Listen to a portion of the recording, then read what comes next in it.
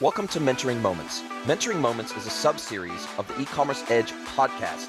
It is composed of clips taken from Jason's one-to-one and group mentorship sessions. Hello, everybody, and welcome to another episode of the E-commerce Edge podcast with me, Jason Greenwood, your host. It is my incredible pleasure to welcome our amazing next guest and guest mentor, Mr. Tomer Hen. Welcome to the podcast, Tomer. Hi, Jason. Thanks for having me here. It is so good to have you along for the ride with me today.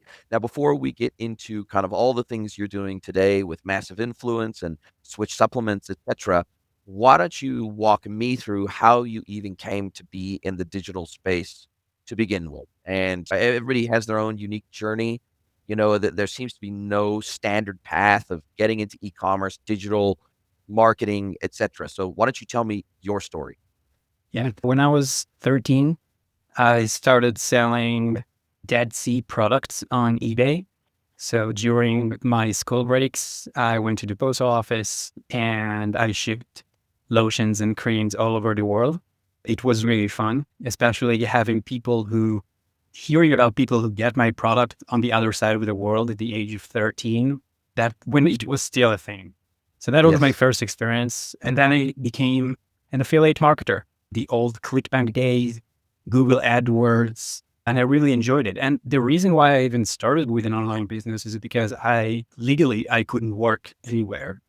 I don't think I ever shared it publicly, but my dream as a teenager was to work during summer at McDonald's. But I was not able to work there legally. So I was like, okay, how can I make money, or how can I find a hobby that will entertain me and also make me some pocket money? So I started my eBay journey, then I became an affiliate for different info products. And then I founded Mocha, which was an agency for big brands like Amazon, L'Oreal, and mostly app-based companies. So we helped these brands scale their app user acquisition with affiliates and influencers. Wow. And then you co-founded Switch Supplements nearly 5 years ago now. And you live, as I understand it, split your time between Tel Aviv and Miami in the United States. So you live between both places and you run businesses from both places. Tell me how Switch Supplements even came. Like, how did you get the idea for selling supplements online? So I always wanted to have my own physical product brand. And I, just like many other founders, I started with drop shipping and wanted to get a quick win and quick buck. But then I realized that's not the right way. And that's not even a way that I'm really passionate about. So I decided that I want to build a real brand where I am the ideal customer, where I am the one who would love my product as much, because I know that if I love them so much and I need them, then many other people will. So I still am really big into biohacking and supplements and human optimization and all that fun stuff. So I decided, why wouldn't I launch a supplement brand? And I used to take these stacks, supplement stacks, nootropics, etc., sleep stacks that I used to combine together, just buying different ingredients. And then I realized, hey, why would I create one product that takes all the good stuff from the products that I like and does not have the bad stuff from the products that I don't like? And that's where Switch Supplements came into the world. And what I thought was super interesting about your story, before we get into massive influence on what you're doing today in addition to Switch, is the fact that you have done $7 million worth of revenue through that business with influencers, but no ads, no paid and performance marketing, which I think is a pretty amazing feat given the time period in which Switch has been operating over the last 5 years. The whole world has coalesced, at least the digital world anyway, and especially the digital retail world, is coalesced and centered on Google ads, Meta ads, and Amazon ads. Those are the three major ad platforms in the world. And to have built a business that, is sustainable without having to pay the gatekeepers for all customer acquisition is pretty wild. And I thought that story was pretty interesting. And you now have, in addition to Switch Supplements, You now run the Massive Influence agency, and you basically are turning these lessons that you've learned in building your own business, eating your own dog food, learning lessons the hard way into helping other direct-to-consumer brands do something similar, right? Without having to be forced to rely on digital paid and performance marketing to be able to grow their business. Correct. So when I launched my brand, when I launched Switch, I realized that I love the affiliate and influencer model, the organic growth model. I did not like the agency model for too many reasons, at least personally to me. So this is when I decided that I'll take the lessons and the insights that I've had of how we grew Switch, and I want to help other brand founders apply the same strategies so they are not dependent on ads, not even as an agency, because I don't think and I don't believe that brands need an influencer marketing agency or an affiliate marketing agency. I don't think they need to pay premium retainers, but I also don't think that it works the best way when it's managed by a third party. Because at the end of the day, what brands need is the know-how. And if I can give them that know-how, and our influencer funnel runs with one VA and an AI tool that we created, then they don't need to hire me every month and pay me thousands of dollars every month. I can just give them that knowledge, install the system, and they profit from it for years. And that's how my brand and the brands who applied it generated those $7 million in sales with, I would say, go ahead. And so when you were building, you're still building, obviously, but when you were first starting to build your supplement brand, how did you make the decision that early on in the piece? I would have thought that you would try everything from a marketing perspective, you would see what worked, and then you would double down on what worked. But it sounds like even from day one, the intention was to build the brand without paid and performance marketing as being a primary pillar of the brand. How did you make that decision that early in the entrepreneurial journey of building a D2C brand? Oh, so in fact, that was not even the decision. The irony is that I helped other brands scale with affiliates and influencers before I applied it to Switch, because most of these brands were 7 and 8 figure brands. So I thought that the playbook is to build your brand to 7 figures with ads, and then I can apply the same strategies that I helped other clients. But it was only when we lost over $100,000 in a year trying to grow Switch to more than 10K. We were still stuck at 10K, but now we had no money in the bank. We spent it on ads and we spent it on paid partnerships with influencers, and we had no choice. We had to grow without pouring more money into the business. And this is where I decided to apply the same strategies that I help 7 and 8 figure brands to my 10K a month brand and see what happens. And then you're getting more posts, you're getting more influencers to talk about you. The word is spread out. And before you know it, it goes from being stagnant at 10K to 30K, and then 60K, and then $1 million run rate. So the decision came through a need that we had. We had no cash, but I'm so happy that it happened because it showed, it created the model that then my brand and other brands were much smaller and bigger applied.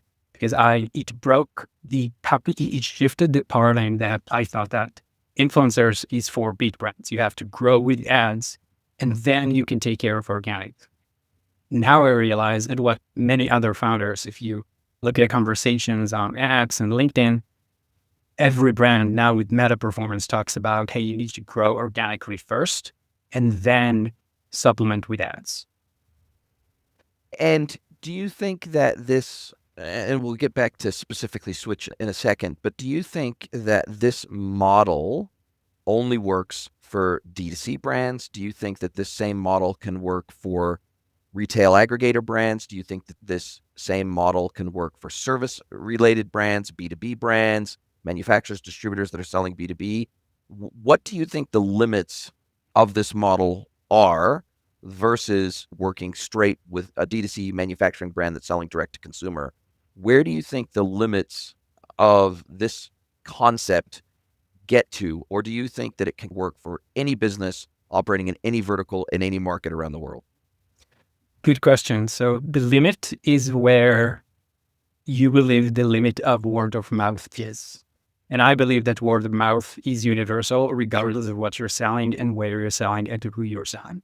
When people hear good things about your product, service, or product or service, they want to buy it. They trust other people more than they trust the brand or the service provider that tells them that their product is amazing.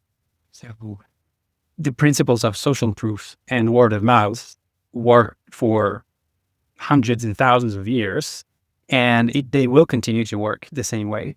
So if you can have more people that your ideal customers trust talking about you positively and sharing their experience with other people, then this is how you create this flywheel.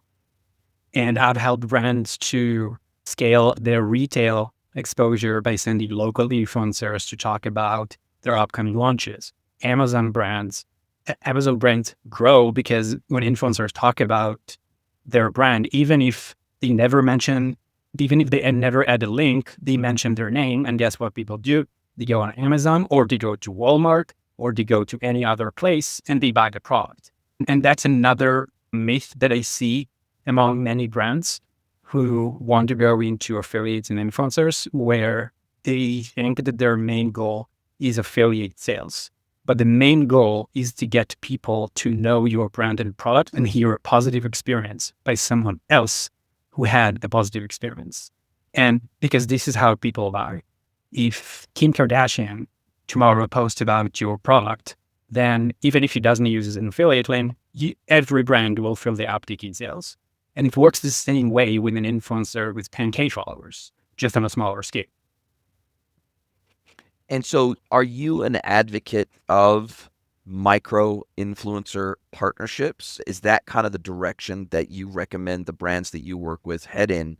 And then secondarily, this platform that you've built, does it automate this process? So did you automate the process for your brand first, then decide, okay, cool, we need to build a platform that will allow us to scale this type of marketing, because doing it manually with spreadsheets and manual outreach and tracking how we get in touch with someone and their contact details, because in many instances, these influencers, it's difficult to even find their contact details. And if you find these micro influencers or nano influencers that are 10,000 followers or less on Instagram, whatever, they don't necessarily even consider themselves an influencer. And so therefore, they don't check their DMs very often. And if they do, with the way that Instagram's anti-spam filter works now, oftentimes these DMs that are coming in that have some form of influencer outreach request, they get automatically filtered into spam or promotional messages folder, and oftentimes they're not even seen by the influencer.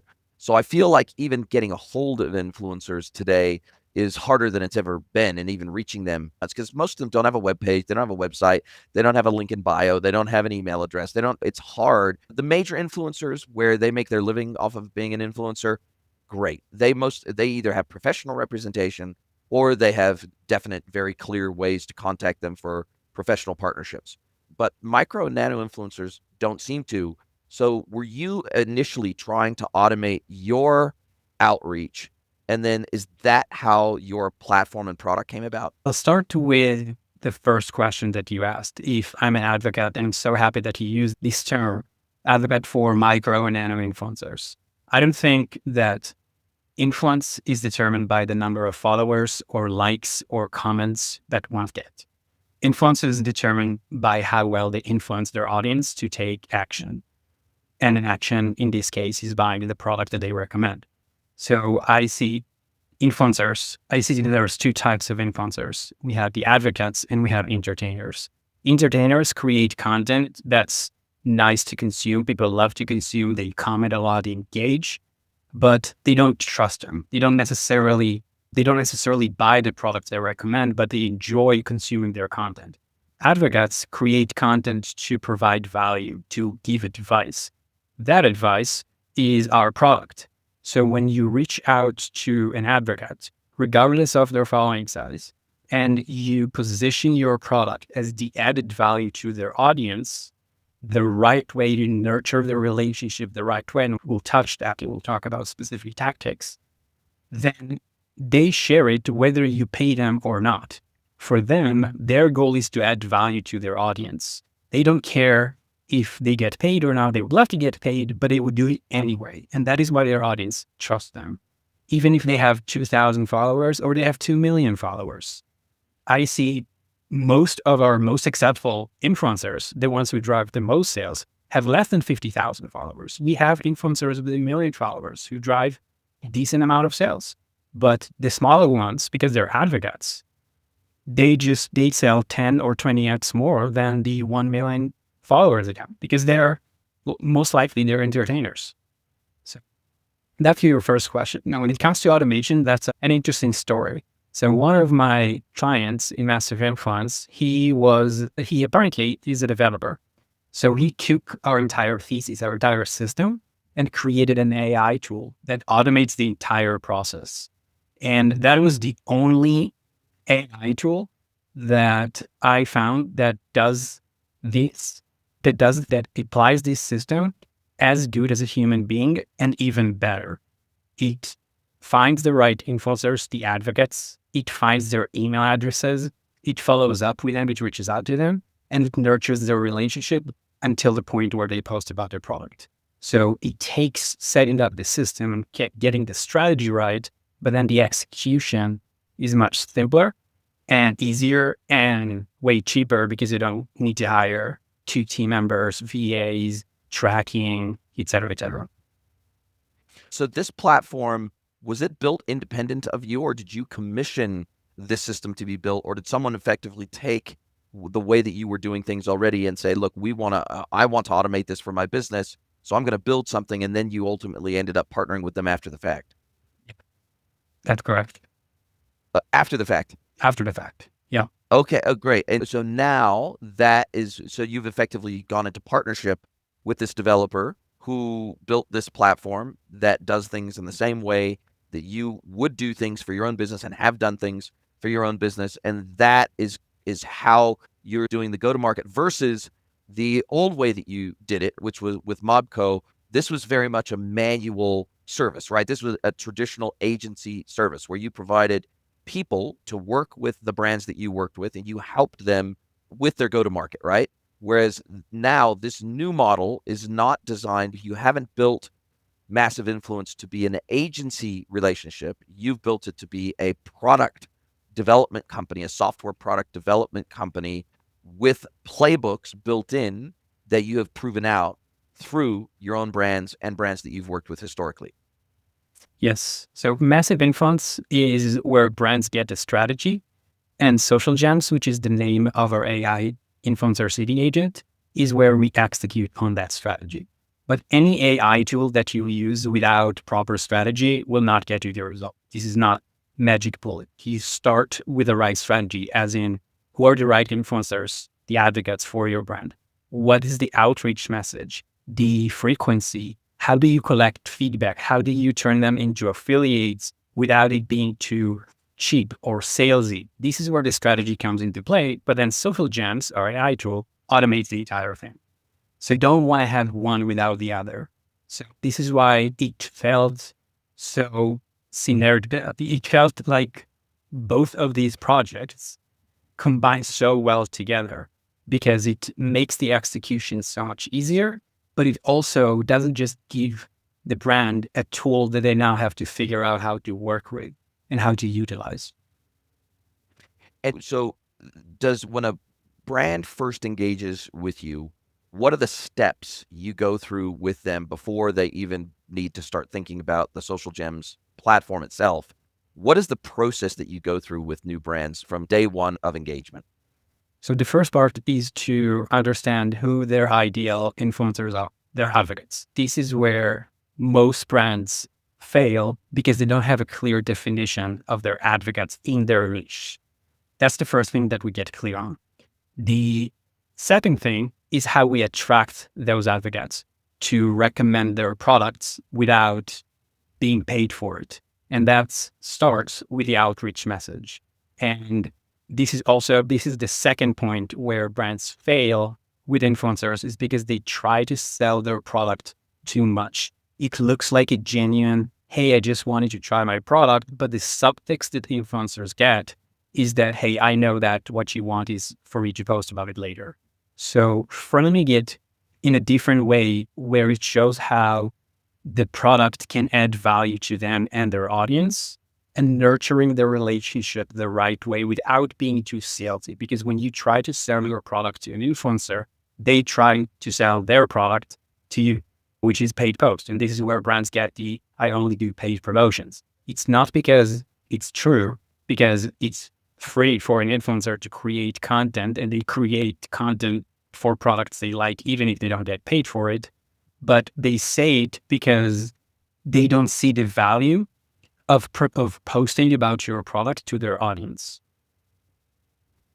So the idea behind both the plan and the platform is, how do we work with influencers that will post on our behalf in exchange effectively for trying the product, liking the product, enjoying the product, and then feeling a genuine affinity for the product, and then wanting to naturally talk about the product? Is that the primary focus?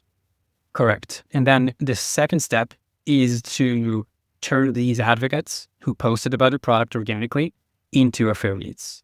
So we win when they post about our product, because more people know about our product. People search for it on Google, on Amazon, they join our list, they buy the product organically.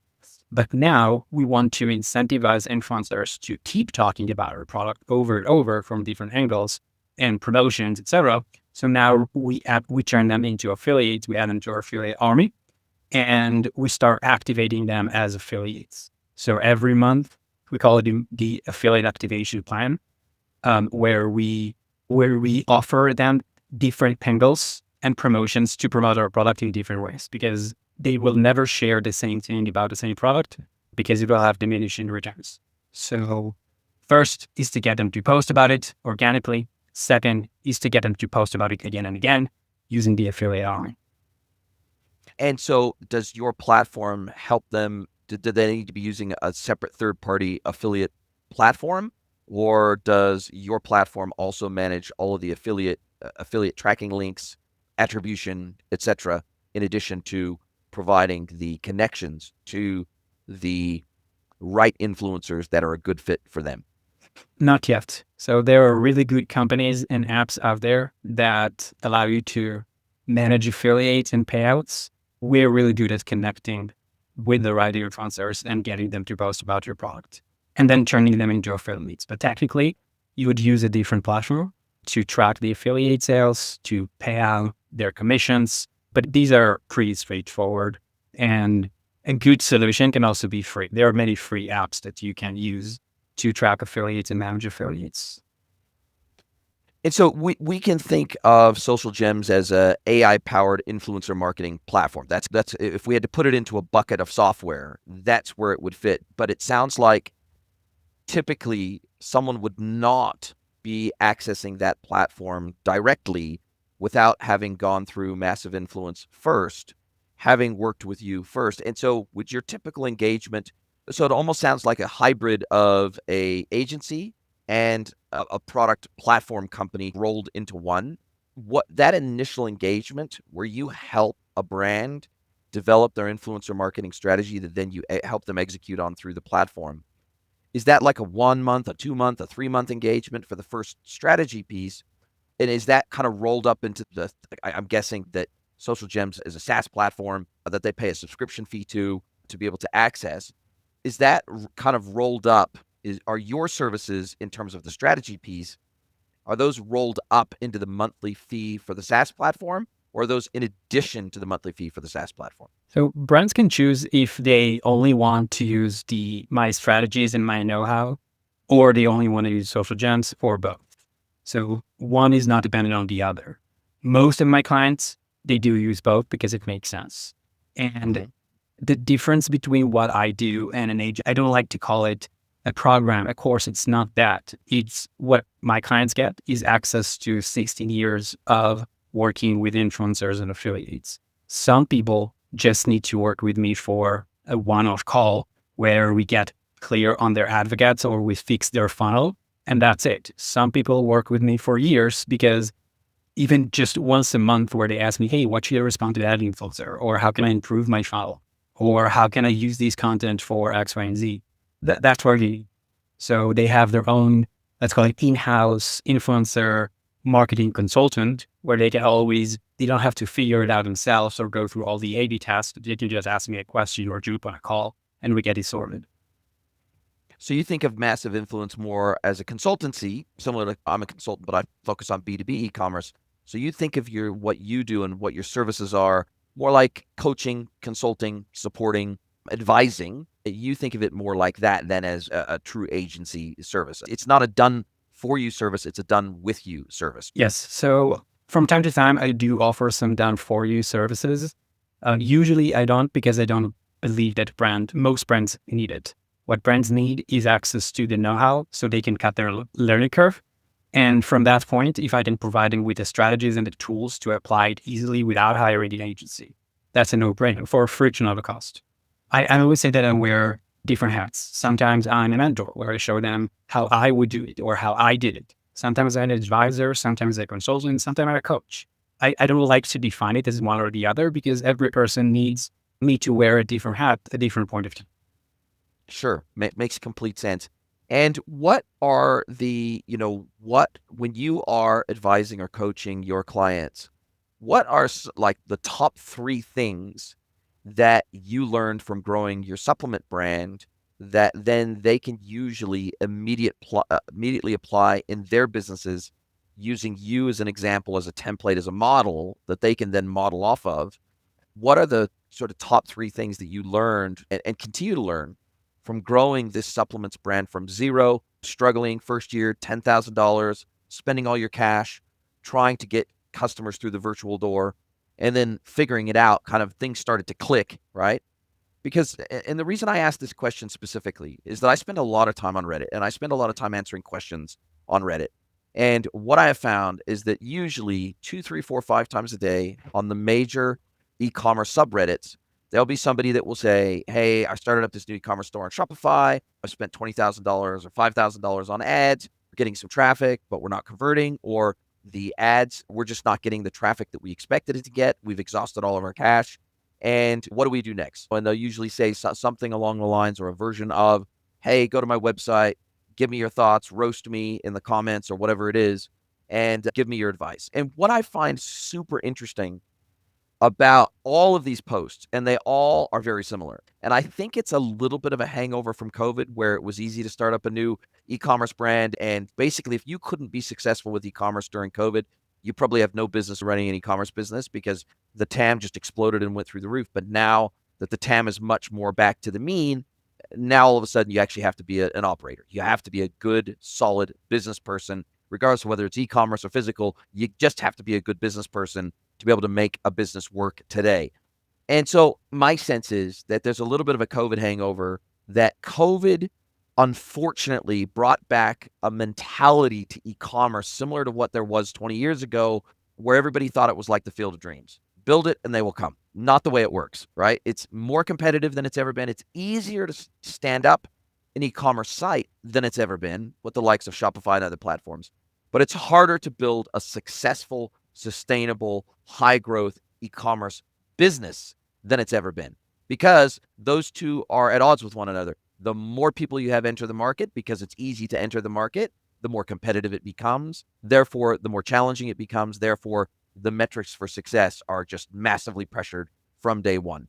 So what is your thought around the opportunity of today that exists around e-commerce? Because it feels like almost every product you could imagine under the sun has some major players in the space that are doing e-commerce very well. Then secondarily, what are the 1, 2, 3 things that come out of your learnings that are most applicable to most of your clients? Yeah, I love that observation and I love these questions. So the first one is the opportunity. The opportunity that I see is that every brand, every person can get access to traffic on Meta for essentially free or very cheap, because that traffic goes to influencers and their audience. These influencers already have the attention and they get the reach that brands pay $30 to $100 CPMs for Meta to get these impressions. Now, the arbitrage here is that, again, it costs influencers $0 to post about a product. They add tremendous value to their audience and they add tremendous value to the brand. the opportunity is with creating the relationships with the right people so that you can create awareness for cheap. And because ads are great, we use ads, but because we create so much top of funnel awareness, then our ads focus on converting warmer audiences. So we don't pay premium CPMs for awareness, but we only convert the ones who are already familiar with us. And not just familiar with us because they saw an ad, they're familiar with us because someone they trust tell them that our product works. So converting them through ads and email just become easier. That's the opportunity that I see, especially with the volatility of meta ads and their rising CPMs and the problem with health and wellness brands out there. When it comes to the findings, when I lost $100,000 and over a year trying to get to 10K, I realized that starting with ads is the most, or launching with ads is the most inefficient way to grow. Because when you're getting started, and really all the time, you have limited bullets, you have limited money, but you test and you need to test unlimited possibilities and options. You have so many things that you need to test. And the only thing that will determine it is that if you find a sweet spot before you run out of bullets or out of cash. So finding the right angles and the content that works and the messages that resonate, you don't have to spend money on ads and hope that you find the right ones, but you have other people who can do it for you. And it doesn't cost you a thing. You don't even have to send them the product. You can get their opinion because they know your audience even better than every brand founder knows their audience, because this is what they do. They create content that resonates with your ideal customers. So sending your product to influencers, seeing the content that resonates, and then turning it into ads, using it in your marketing messages, it just works so much better. And it's much cheaper and more efficient to test. That's the first thing. The second thing is understanding or not underestimating the value of social proof. So at first, we also had an Amazon listing, and it was doing anything between 1 to 3K a month. It was only when we were very deliberate about collecting Amazon reviews and that is where, after a year of being at less than 4K a month on Amazon, we then went to 6K the next month, and then 10K, and then within 3 months later, over 35K every single until we saw. And it was mainly because we were so deliberate about collecting as many reviews as possible. And it starts, and that might be the third insight, it starts with going very personal and going one-on-one with your customers. Because it's so easy to send those review request emails or sending mass requests from the Amazon platform. But I'm sure that if any brand has died, they know that they don't get people to actually leave reviews because people don't voluntarily leave reviews. Being very personal, taking care of your customers, asking for reviews one by one, it might seem not unscalable, but it will allow you to beat your competitors' review rate. So even if they sell more than you do, over time, you will collect more reviews than them because you collect more reviews for every sale that you generate. So, and people buy with proof. On Amazon, not just for Amazon, our best marketing angle is just showing Whoop scores of sleep trackers who use their sleep supplement and how well it improved their sleep score, or how our product worked when others didn't. And all of our emails, all of our content, all of our social media content, our ads, they're all based on that feedback. So it creates this flywheel where customers lead to more customers. So you create exponential growth. And again, when everyone is doing AI and automations and flows, personal gets all the attention. And the value of 100 reviews, it is much more significant than the 2 hours that it would take you or a VA to email 200 customers or 300 customers. But that will get you to 100 reviews. That will make your ads better. That will make your content better, your email better, your conversion rate better. You can sell for higher prices because people trust you. Yeah, these are my 3 insights. I definitely agree, especially with the Amazon one. Now that we live in Mexico, I shop on Amazon more than I ever have before in my life. I was never a massive Amazon fan, but in Mexico, definitely one of the most trusted online retailers is Amazon. There's not the massive cohort of D2C brands in Mexico that you would get in the United States, for example, or that you would get in Europe. So as a result of that, the Amazons and the Mercado Libres of the world are much more popular. The marketplaces, even the Coppel marketplace, they're much more popular here than your D2C brands would be. And I know that when I'm shopping on Amazon, the first two filters that I apply to any set of search results is Prime, because I'm a Prime member and I want to see what will ship for free, and 4 stars and above review rating, star rating. Because I don't want even want to see any products that have less than an average 4 star rating. And then what I'll do is within each of those products, I will then go into the products that look of interest to me. I will then go in and I will filter the star ratings by 1 star and 2 star, and I will look at the negative reviews first, because that's really the only ones I care about. I don't really care about the positive reviews.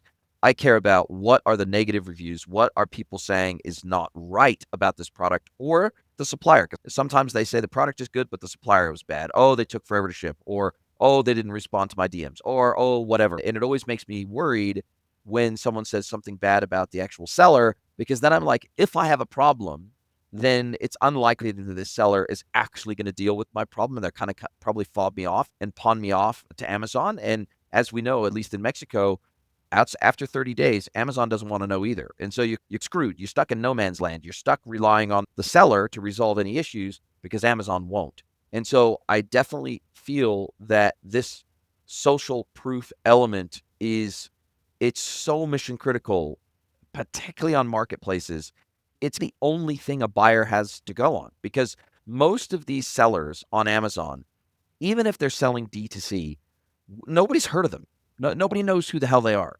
They're John 356 or they're whatever, right? And 99% of the time, they don't have an Amazon storefront. So the reality is there's no storefront for you to go to.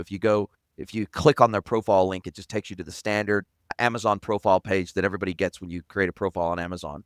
So I get the sense that where the investment is better spent is in better listing pages, better imagery, video reviews, if you can get them, so that you can actually post the video to the Amazon PDP page.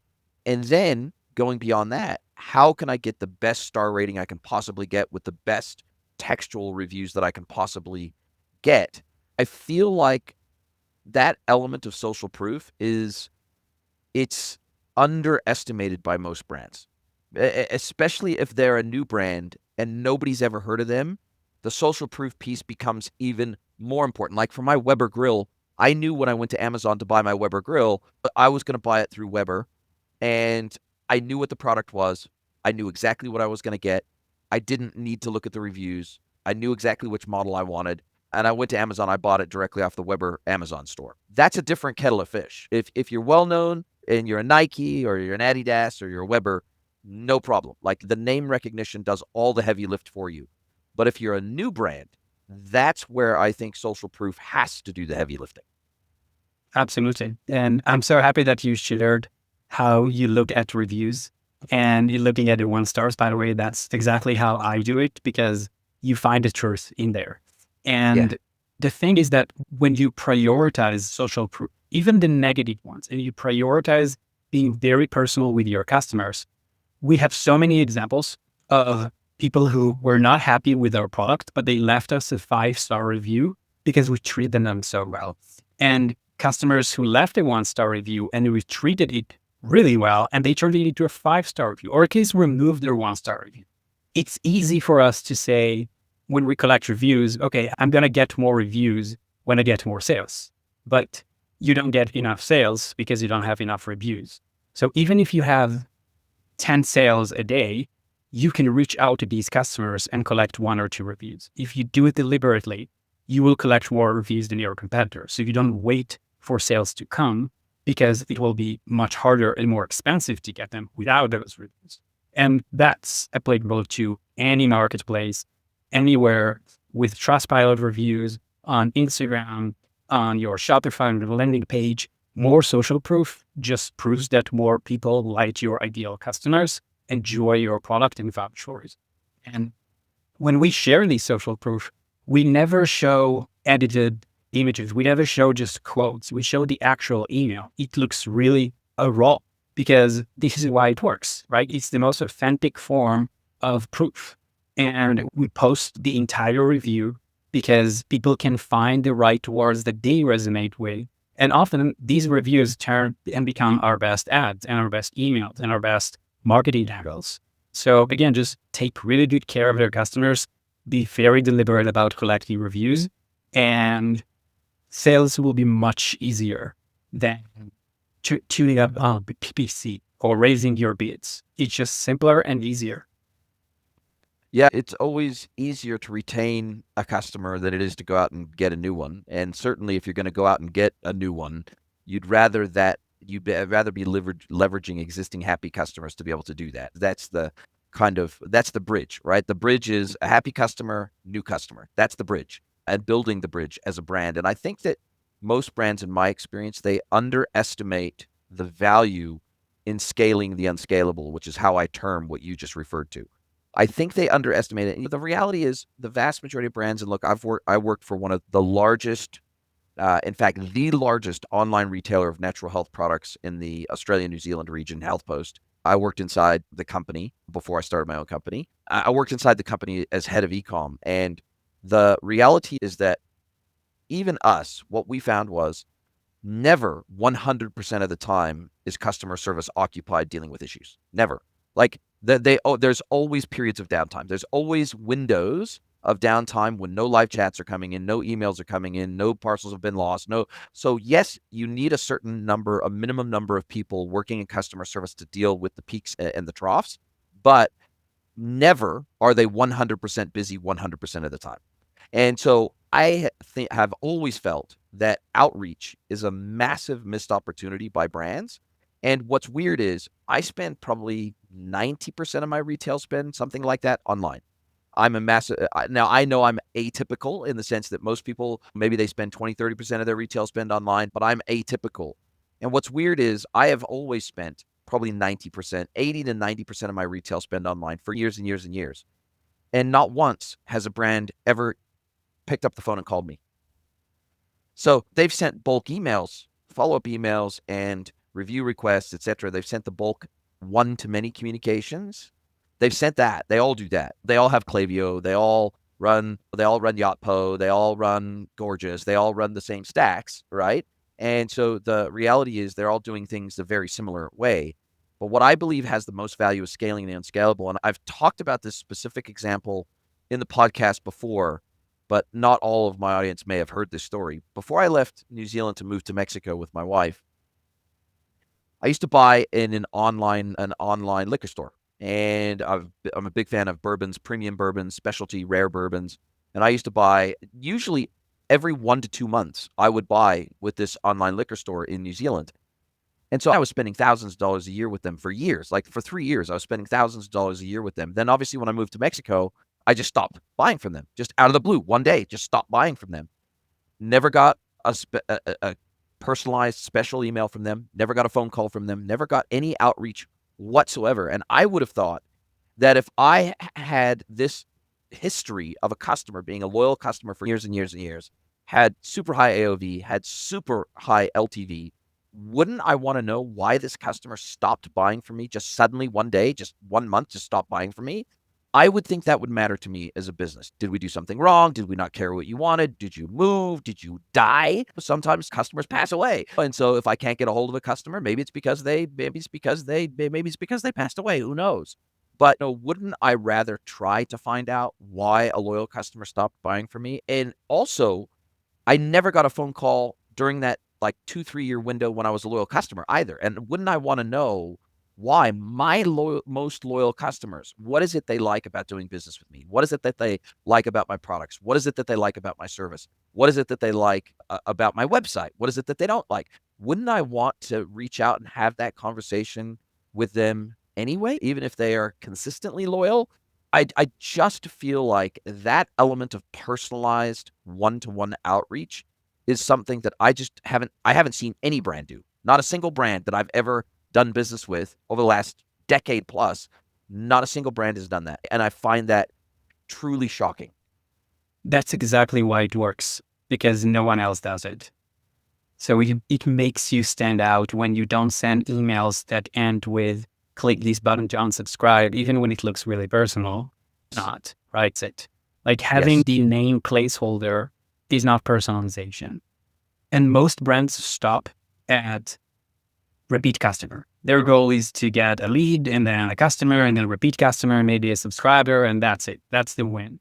But for a customer like yourself that spent about every single product, spent thousands of dollars and comes back for years, their biggest win could be, hey, why wouldn't we share that with 3 more friends? Or leaving us a raving review online that we can use to get more customers. And that's where the extra layer of turning customers into not just repeat customers, but into raving fans who tell other people, whether they tell it personally or whether they tell it publicly with a review or a testimonial. Right? That's where the compounding really happens. That's where you create more customers from the existing customers that you have.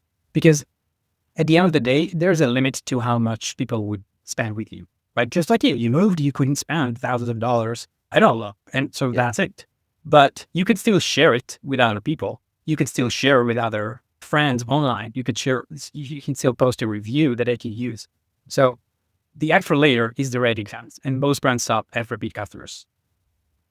And I think also giving, not only empowering, because I feel like most customer service teams, especially for e-commerce brands, they're treated as exactly that. They are the ambulance at the bottom of the cliff. That's what they're there to be. They're there to deal with issues. They're there to send out replacements. They're there to give refunds, store credits. They're there to deal with order changes. They're there to be the ambulance at the bottom of the cliff when something either goes wrong or the customer wants to make a change, or they made a mistake. Even if the customer made a mistake but the brand didn't, they're there to be the ambulance at the bottom of the cliff. And I feel like they should actually be looked at, what I would consider in the B2B or even the SaaS world, as a customer success manager. That's what they should be. Is we want customers to be successful with our products and in their relationship with our brand. So we should empower them to do almost anything to make sure that happens within some very limited guardrails. And if I was to reach out as a customer service rep or a customer success manager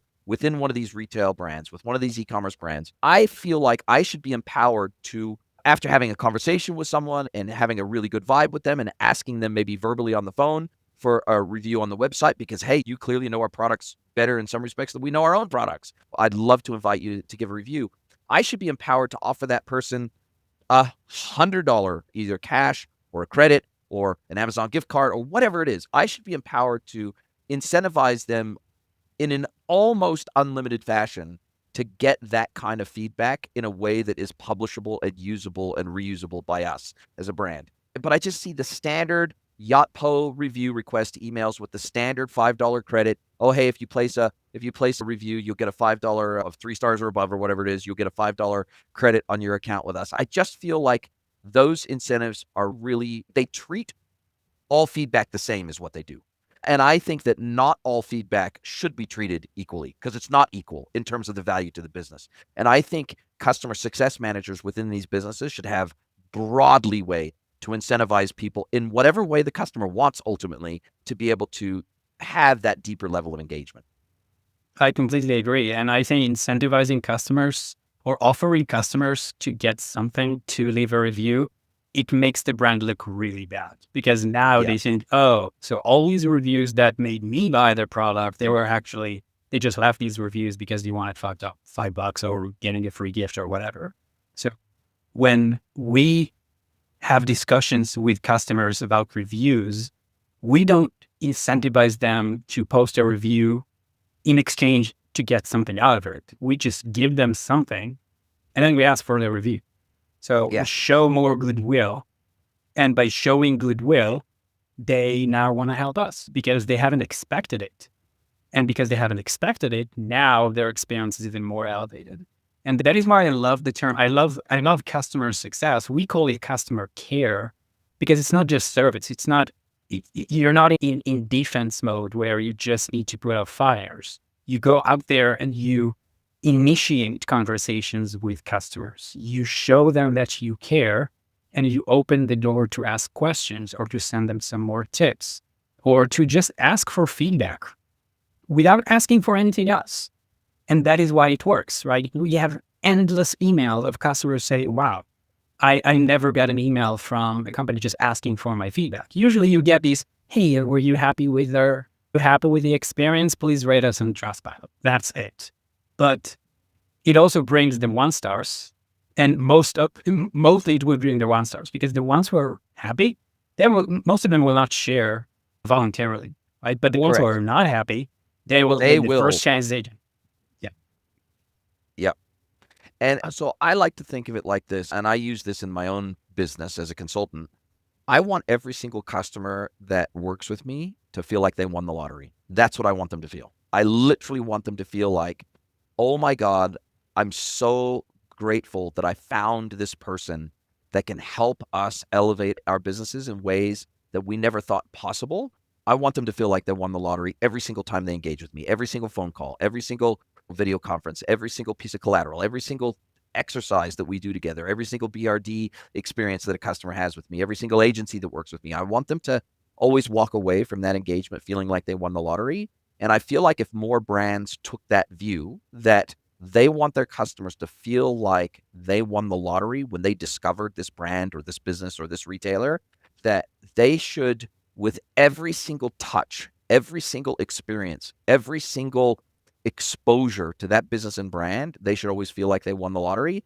And I don't feel like enough brands are even proud enough of themselves to even think that their customers should feel like they won the lottery. First of all, it takes great pride in your product. It takes great pride in your service. It takes great pride in every single thing that you do. If you're not proud of the way that you do everything, then you shouldn't expect that your customers would feel like they won the lottery when they do business with you. But if you do think that you're exceptional, if you do think that you're standout, if you are proud of the way that you do business, if you are proud of your products and services, then I think you should have and can have a reasonable expectation that customers should feel like they won the lottery when they found you and they discovered you. It's almost like a hidden gem, right? That's how they should feel about doing business with you. And I just feel that most brands, they don't go to market with that level of confidence. And it's because they don't actually think they're that special. They think they're just one of a million brands doing something very similar. And for those businesses, I think they should just go out of business. I think they should stop doing what they're doing.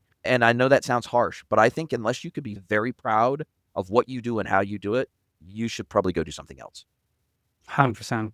And I want to add, it may seem like woo to some people, but it has a very practical application of it. And I think it starts with showing gratitude to every single customer who chose to spend their money with your product. And it's not about, again, it's not a spiritual thing. It's just when you operate from that mindset, then you go out of your way to show it to your customers and they feel it. And it's different than what they're used to. It's not the annual founder email that says, oh, thank you for being us on this journey. It's going one-on-one with them. It's following up on their order or the problem that they had. It's these small things. And by the way, there are ways to do it at scale. You don't have to sit all day and send emails one by one. We have AI, we have automations, but it's a mindset shift. You can automate things, you can have it in flow, etc. But it's a mindset shift that we celebrate every customer, we celebrate every lead, we celebrate every repeat customer, unlike any other brand. And we get customers to rave about us like they never raved about any other brand. I think it's a combination of gratitude and empathy. I think you need those in equal measure. And I'll tell you my final pet peeve, and I'd love your take on this. My final pet peeve is brands that send out emails with do not reply. That to me is the most offensive thing you can do to a customer, is to make your outbound emails truly outbound. We don't want to hear from you. We don't want you to be able to contact us. We want to force you to go through a contact form. We don't want you to have our phone number. We don't want you to know our physical address. We don't want you. We want to be this monolithic corporate face to you that is impenetrable apart from through the channels and ways and means we want you to get a hold of us.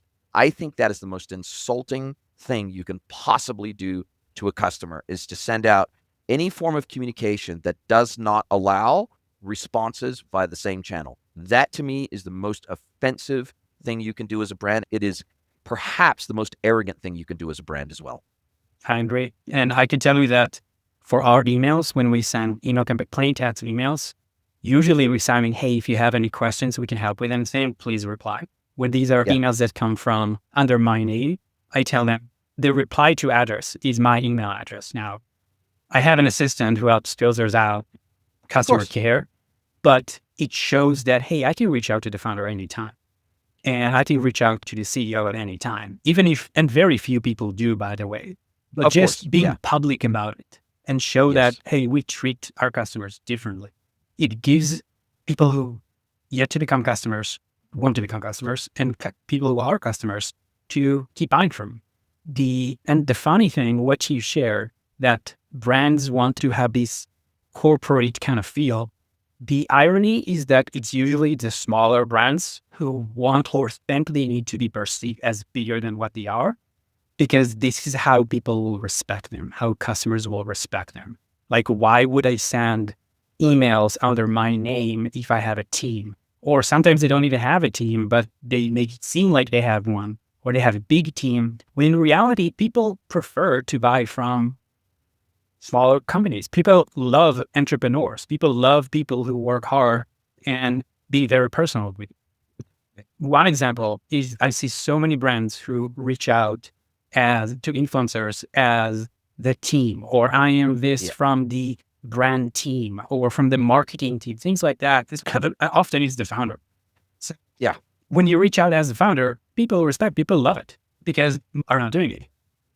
Yes. I couldn't agree more. The more personalized you can get, the more empathetic you can get, the more grateful that you can get. I think business, regardless of what Harvard might say or any of the major business universities and degrees, I actually think that, especially today, as of 2025, the more human and accessible your business can be, the more successful you will be. And I think, especially in the age of AI, I think in-person events are going to matter more, not less, moving forward, because I can create an entire podcast with avatar technology and Google technology today, where I can create an entire script via AI. I can have the entire conversation via AI. They can sample my voice. They can sample my face. The reality is, nowadays with AI, it is becoming more and more difficult to tell the authentic from the inauthentic in terms of content.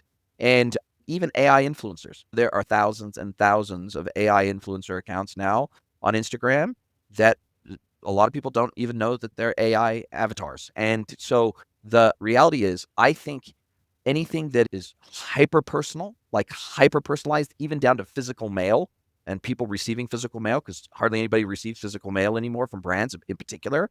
I think anything we can do to humanize our brands is going to help us connect more deeply with our customers. And I think connection is actually what people seek from the products that they buy and the brands that they buy from. That's my sense. Amen. Couldn't agree Listen, more. this has been a fantastic conversation. I've thoroughly enjoyed it. Now, as we do come down to the end of our time together, I will drop a link to your LinkedIn profile and to your X profile. You said off air that X is a better way to get a hold of you, so I'll drop a link to your X profile in the show notes. But other than that, if people want to reach out to you and talk about all things business, authenticity, influencer marketing, etc., what's the best way to get a hold of you? I would like to share a free gift. If you go to influencersfunnel.com/advocates, I have a short video that shows you how to spot advocates, who they are, and how to attract them to talk about your product without getting paid for it. So it's a free resource. It's a 4 or 5 minute walkthrough, but people really like it. So it's influencersfunnel.com/advocates. I love it. I'll drop that link into the show notes as well. And obviously, they'll be able to get a hold of you through that same link, I'm guessing. Now, as we do come down to the end of our time together, this is where I get to flip the script. I get to hand the microphone over to you, let you ask me one question, any question you like. It can be personal or professional. So, Mr. Tomer Hen, you're from two places, really, Switch Supplements as well as Massive Influence. What is your question for me today? What was it like moving with your family to Mexico? This is not my first time moving halfway around the world. I'm originally from Southern California. I was born and raised in Southern California. In my early 20s, moved to New Zealand with my family. My grandfather was a Kiwi. My brother-in-law's a Kiwi. My wife's a Kiwi. I had some connections to New Zealand, but lived there for almost 30 years, and then 2.5 years ago moved to Mexico. I tell you, it's been a great move for us. It's been a really good move for us. For those that don't know, New Zealand was just openly tyrannical during COVID. One of the most locked down countries in the entire world. Borders closed for 3 years. Just absolutely shocking. Would never have thought, actually, that a country that I thought was so free would be as tyrannical as it was around how they handled COVID and kept us locked in our houses and could only go 15K from our house. And it was really bad, really bad. And so for us, that was the final straw. There were lots of reasons for us to move to Mexico. I'd been traveling to Mexico since I was young because I grew up so close to the Mexican border in Southern California. And I was friends with a lot of Mexicans when I was growing up. I always had an affinity for Mexico. I always loved the food. I always loved the culture. I always loved the weather. I always had an affinity for the Latin culture and certainly for the traditional way of living. Mexico's much more traditional. The Latin American countries, full stop, are much more traditional. They're much more traditional in terms of looking after elders and there's just a much more traditional view of the world in Latin America. And I really respect that. So that was the move. But the final straw for us was just the freedom that we have in Mexico. Mexico was one of the only countries in the world that never closed their borders during COVID. They never required a PCR test to enter the country. They never had jab mandates like New Zealand, Australia, and the UK and many other countries had. They had very short and very regionalized mask mandates. So I think they were very pragmatic about how they handled COVID versus some other countries. And so for us, the freedom that we sense here, the freedom that we feel here is pretty unique. And so that's certainly been one of the most refreshing aspects of our move here, along with all the other amazing things that Mexico brings to the table. That's amazing. Thank you for sharing. My pleasure. Listen, thank you so much for your time. I can't wait to speak to you again soon. If you'd like to get mentored by Jason for free, head over to greenwoodconsulting.net, scroll to the bottom of the page, and click Get Mentored by Jason.